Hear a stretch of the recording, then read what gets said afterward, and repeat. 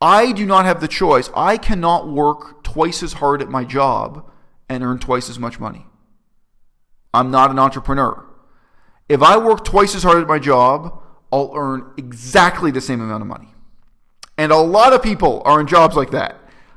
If I work twice as hard on having meaningful relationships with women, with members of the opposite sex, I get 10 times more out of it.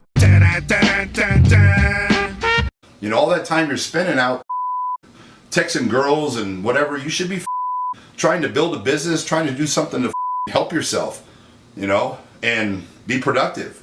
You know, that's a million times more important. No matter how many girls you in a lifetime, it does not do for you. I happened to see this video by Rich Piana. Rich Piana is a well-known bodybuilder and YouTube personality. He's probably more famous now just for commenting on the meaning of life and giving people advice on YouTube than he was as a bodybuilder before. No shade, that's great. I'm happy for him that he's kind of transformed his life.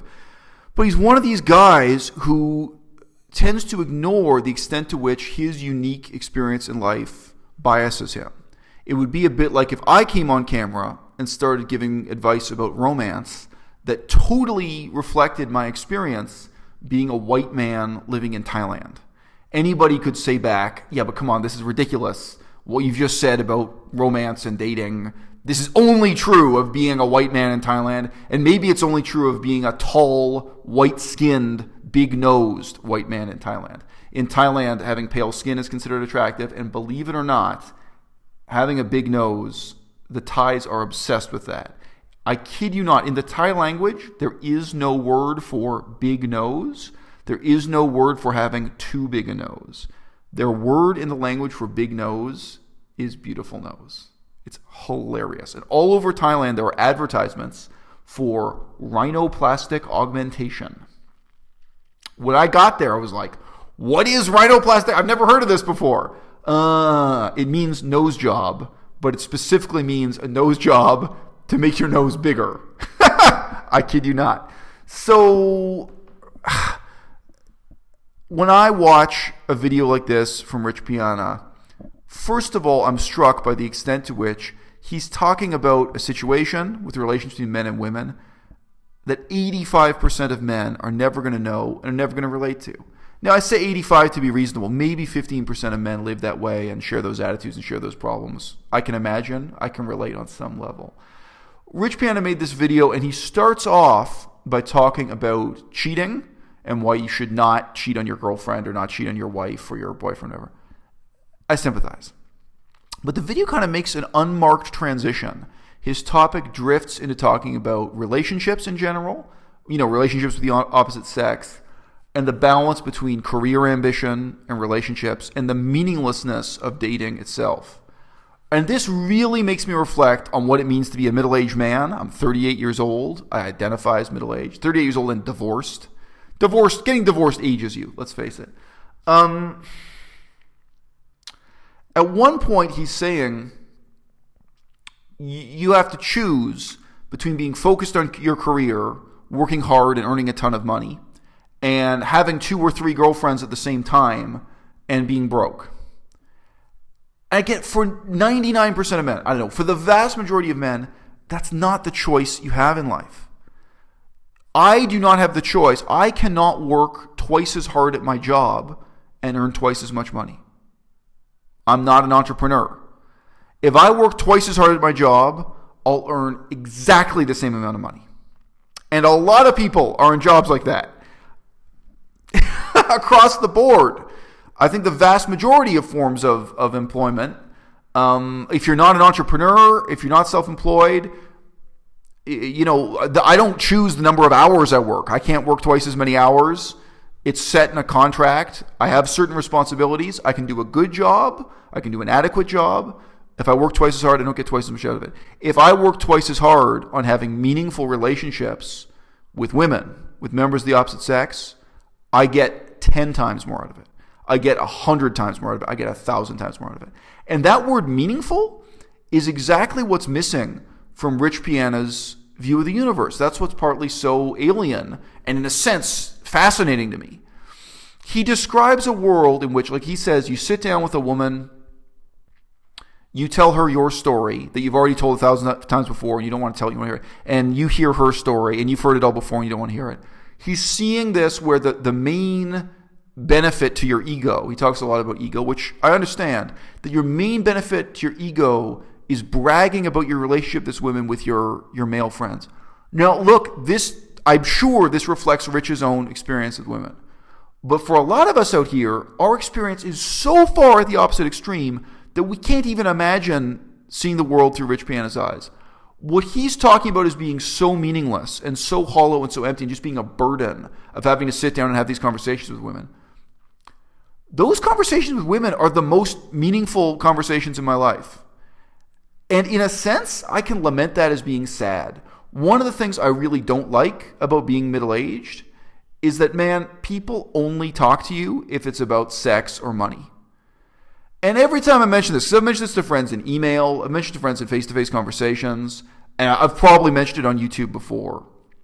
But like, man, once you get past a certain age, people are normally just not motivated to put in the time to get to know you, to remain your friend, even if you already are friends, unless there's a sexual connection or there's a business connection.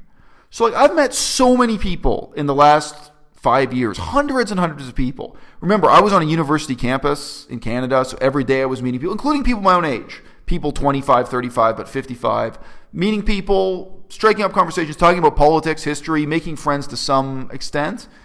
None of those people are still there. I met so many people when I was living in Taiwan. The one dude in Taiwan who still really makes the effort to stay in touch with me, say, how are you doing, what's going on, is the dude who knows we may be business partners in the future. We may be making some money together. We may go into business together.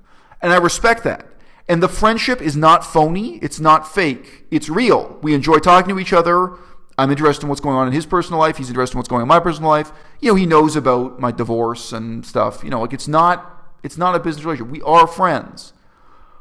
But the only reason he's making that effort, whether he's aware of it or not, and I think he is aware of it, is that money motivation. And likewise, like, dude, like, I can remember, like, a couple years ago, somebody said to me, like, sent me an email saying, like, oh, well, should I be offended that you say people only talk to you if it's about money or sex? Because I'm not trying to fuck you, ha ha ha. Any of those people who said that to me, man, where are they now? I got an email the other day from a female friend where we are just friends. There's never been any sexual connection. And she hadn't sent me an email for like 2.5 years. I'm not mad at her, but that's what it's like.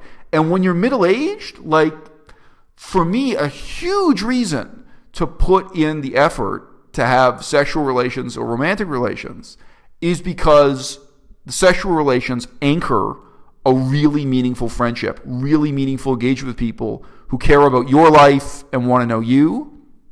And in the best case scenario, you can have a relationship with a woman where you progress from having been lovers to being just friends, but they still have that engagement with you. They still have that commitment to you, and that lasts. They still really care about you forever. Like, maybe when I'm 65 years old, still care about me. Even though the romantic side of it didn't work out. I've said this before on my channel, so I'm going to say it real quick now. I just meet people with an open heart and an open mind. I see what's possible. Can we be friends? Can we be lovers? Like, is there the potential for this kind of relationship, that kind of relationship? And I'd like to think I'm dealing with people mature enough where if they wanted a romantic relationship, but we figure out it's not possible, we're not compatible, we can still build on a friendship, or vice versa, whatever, you know?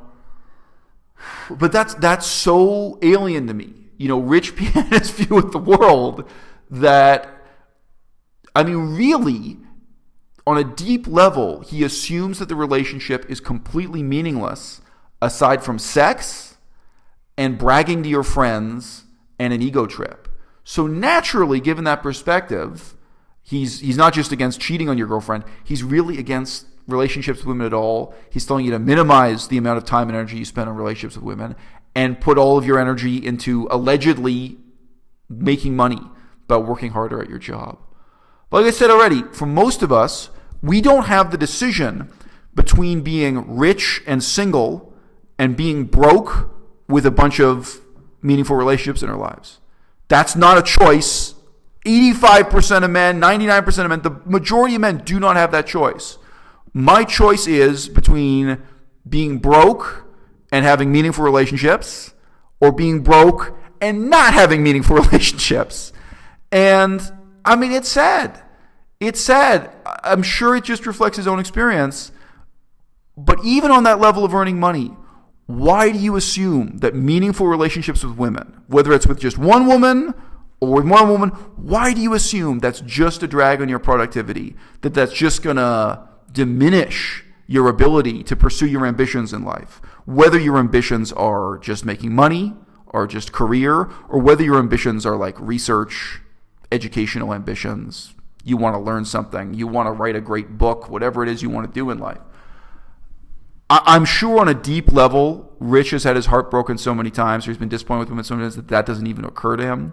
But my experience with women in my life, if I was trying to make money, I'm not really, but if I was ambitious, if my ambitions were attached to money, then I'd be looking for the woman who comes into my life playing a positive role. Hey, now we're going to get money together.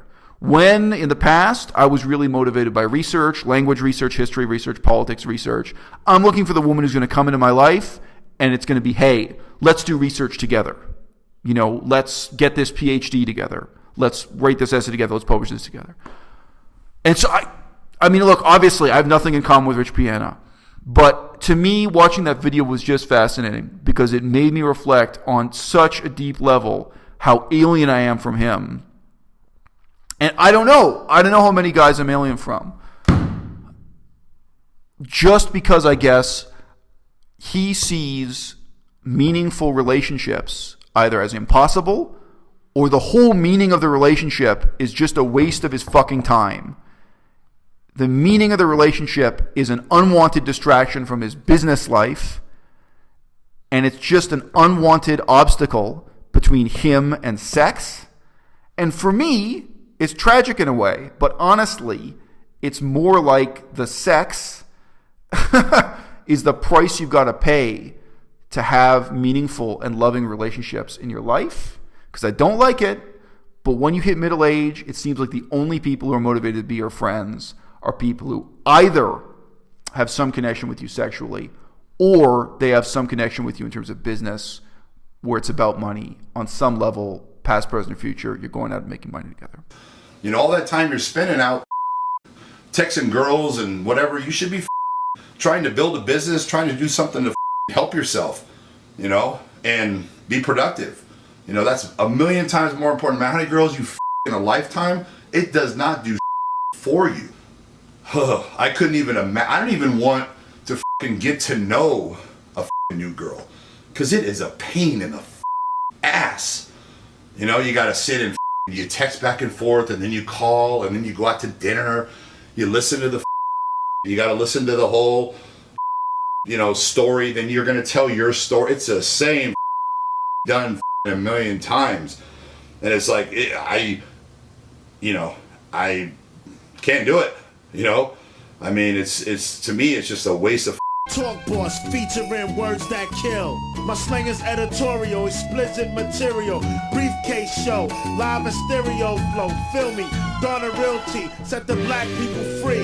Today I'm going to talk about, do steroids make your balls straight? Well, the answer is yes, they do. But